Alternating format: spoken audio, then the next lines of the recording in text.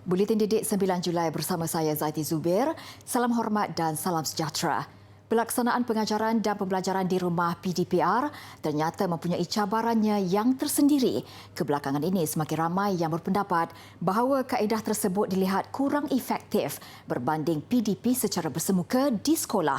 Namun cabaran itu disahut oleh sebuah pusat tuition yang mempraktikkan konsep belajar sambil bermain untuk merangsang minat pelajar sewaktu PDPR. Positif. Menurut guru matematik Nur Adila Muhammad Fazil, pembelajaran yang berkesan bermula dengan hubungan baik antara guru dan murid.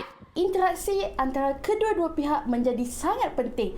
Sebagai contoh, memulakan kelas dengan menggunakan kaedah bertanyakan khabar mereka. Ini akan membuatkan mereka lebih selesa dan kurang kekok dalam kelas online. Untuk mewujudkan situasi yang ceria dan best bagi mempengaruhi minat murid, kita perlu tekankan konsep belajar sambil bermain, fun learning dan memperbagaikan medium pengajaran dengan meneroka aplikasi-aplikasi yang menarik dan interaktif. Tambah Nur Adila, konsep ini juga dapat mengurangkan jurang pencapaian pendidikan murid bandar dengan murid yang berada di pedalaman. Pendekatan yang digunakan sejak tahun 2018 oleh pusat tuition ini terbukti semakin mendapat tempat dalam kalangan pelajar. Pengusaha pusat tuition Mazlinda Muhyiddin Batusha berkata, mungkin ada antara guru yang sudah menggunakan pendekatan yang sama tetapi belum menyeluruh. Warga pendidik seharusnya diberi ruang dan peluang untuk menyesuaikan diri dengan penguasaan kemahiran pedagogi digital, memandangkan pelbagai pembaharuan dan inovasi sudah kita lihat sejak dahulu hingga kini. Mazlinda turut menasihati pelajar untuk menjadikan PDPR sebagai cabaran ke arah mempersiapkan diri menuntut ilmu persis seperti di peringkat Menara Gading. Mentaliti masyarakat hari ini mengukur tahap pendidikan kanak-kanak dalam aspek kemampuannya membaca dan menulis. Namun terdapat pelbagai aspek penting lain yang perlu dititik beratkan.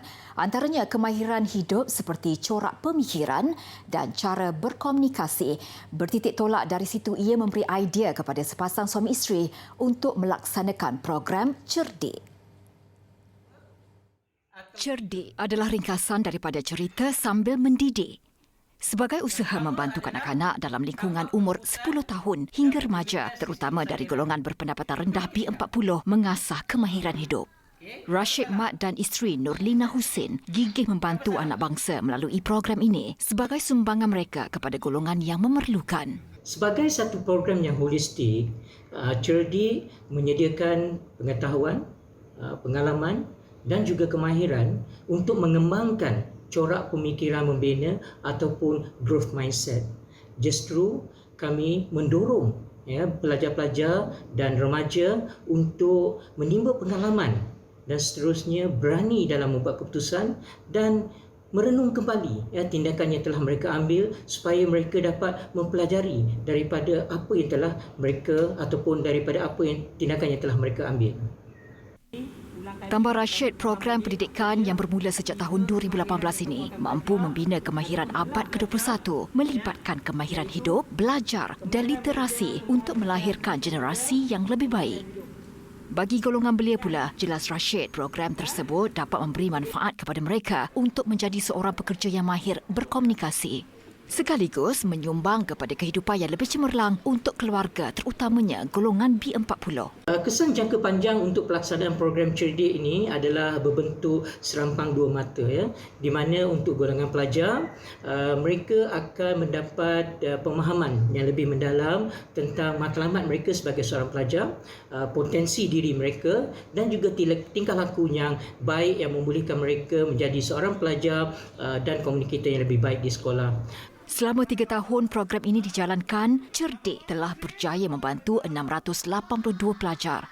Di samping itu, Rashid turut berharap lebih banyak lagi badan korporat lain dapat bekerjasama mendekati lebih ramai pelajar serta golongan belia yang kurang berkemampuan supaya mereka tidak tersisih dan mampu membentuk kehidupan sekaligus menyumbang kepada negara.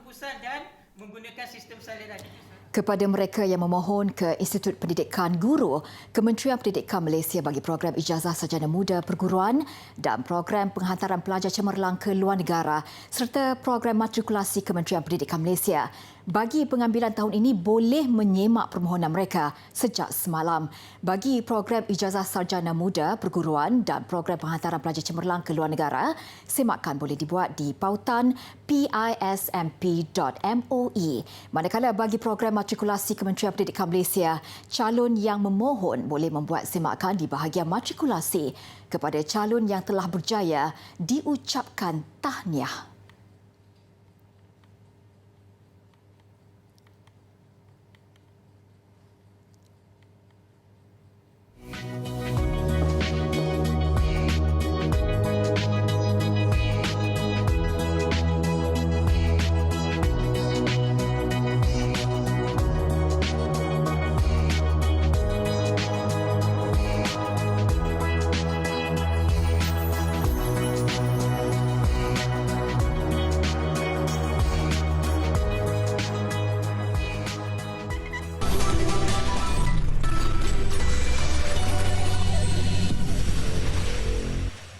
Bersua kembali, murid dari Sekolah Kebangsaan Api-Api Pontian berjaya membawa pulang hadiah tempat pertama bagi pertandingan Kad Raya Nostalgia Kita. Aini Aryani Masnawi membawa pulang wang tunai RM300. Aini Aryani menewaskan Eranti Kanzian dari Sekolah Jenis Kebangsaan Cina Pancor Batu Pahat yang berada di tempat kedua. Eranti membawa pulang hadiah wang tunai RM200. Manakala tempat ketiga milik Tan Yi Tong dari Sekolah Jenis Kebangsaan Cina Buluh Batu Pahat. Pertandingan ini anjuran Dewan Bahasa dan Pustaka Wilayah Selatan dan Perpustakaan Sultan Ismail. Sementara itu, 10 murid lain memenangi hadiah seguhati wang tunai RM70.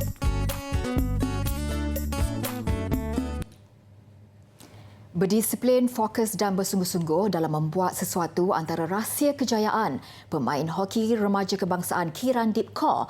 Walaupun aktif dalam sukan hoki dan menggalas tanggungjawab besar dalam skuad wanita kebangsaan, Kirandip berjaya membuktikan bahawa penggiat sukan juga boleh mendapat keputusan 9A dalam peperiksaan SPM 2020 yang diumumkan baru-baru ini. Menurut anak kedua dari 3 beradik ini, minatnya terhadap sukan hoki bermula sejak dia berusia 5 tahun hasil dorongan ayahnya sendiri. Sebagai bekas pemain hoki, Gurdip Singh dapat melihat bakat anaknya sejak dia mula menjinakkan diri dengan sukan itu. Semasa Kiran berumur 4 tahun, saya nampak saya selalu bawa dia bersama dengan anak saya yang lain untuk ke stadium untuk melihat saya bermain hoki pada masa tersebut. Semasa half time ke atau selepas perlawanan, beliau dengan abang adik beliau dan juga 2 orang nephew saya, mereka akan turun ke padang dan bermain hoki dekat sana. Pada masa tersebut saya nampak beliau memang ada bakat, cara beliau bawa bola, cara beliau lari. Saya pun rasa bahawa beliau memang ada bakat untuk yang boleh diasah. So saya pun reaksi saya pada masa itu, saya pun terkejut, dan pada masa yang sama saya pun teruja tengok yang bahawa beliau seorang player yang kalau bakat kita asah boleh dibawa ke level yang lebih tinggi. Selain dari memberi sokongan, peranan ibu bapa adalah penting dalam memastikan anak-anak dapat membahagikan masa dengan baik antara pelajaran dan sukan. Contohnya, kalau pelajar tersebut pergi bermain sukan untuk 2 jam atau 3 jam, balik itu ibu bapa kena pastikan bahawa beliau juga belajar sekurang-kurangnya 1 atau 2 jam untuk memastikan beliau tidak ketinggalan dalam pelajaran beliau. Pada tahun SPM, saya telah menyediakan jadual harian di mana saya akan memastikan saya bahagikan masa untuk hoki equally dengan masa untuk studies. Contohnya, setiap pagi saya akan belajar atau pergi classes online, and then petang saya akan buat training dengan team secara online, and malam saya akan sambung balik belajar. Ada masa juga saya akan tengok TV ke, luang masa dengan family ke. So dengan ini telah menjadikan saya lebih disiplin lah untuk memastikan saya tidak leka. Kirandip turut menasihati pelajar untuk melatih diri menjadi individu yang berdisiplin serta patuh pada tata tertib. Bukan sahaja dapat menentukan tahap kejayaan mereka sama ada dari segi akademik, kurikulum atau kedua-duanya, malah ia juga dapat mengelakkan mereka daripada terjebak dengan perkara negatif.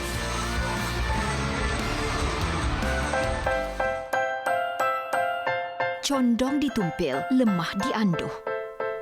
Maksudnya, memberi pertolongan, keuangan, fikiran dan sebagainya kepada orang-orang di dalam kesusahan.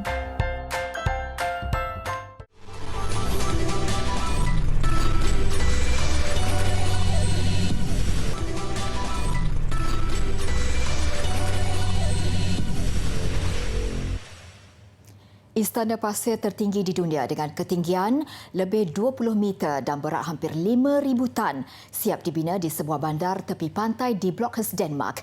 Uniknya, binaan sementara itu menggunakan konsep pandemik yang sedang melanda global ketika ini. Saksikan paparannya. Sebanyak 4,860 tan pasir digunakan bagi membina struktur pada ketinggian 21.16 meter. Ia mengatasi rekod dunia Guinness yang pernah dicatat di Jerman pada 2019, iaitu binaan Istana Pasir pada ketinggian 17.66 meter. Yes, we started with Corona on top, and we give it a crown because Corona means crown. It's like nice and double, but we give it also a crown because it's ruling. It's ruling our lives everywhere. It tells you what to do. It tells you to wear a mouth protection. It tells you to stay away from your family and not go to the nice places. Don't do the activities. Stay home. Bagi mengukuhkan struktur istana, lapisan pasir yang mengandungi kira-kira 10% tanah liat dan gam disapu di permukaan istana berkenaan. Ciri-ciri tempatan termasuk luncur angin, rumah pantai, ikan dan rumah api ditampilkan dalam pembinaan ini. Istana Pasir terbabit dijangka dikekalkan sehingga Februari atau Mac tahun depan.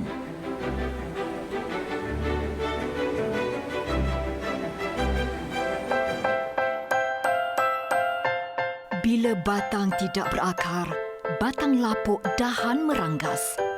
Bila hutang tidak berbayar, sebarang duduk merasa cemas.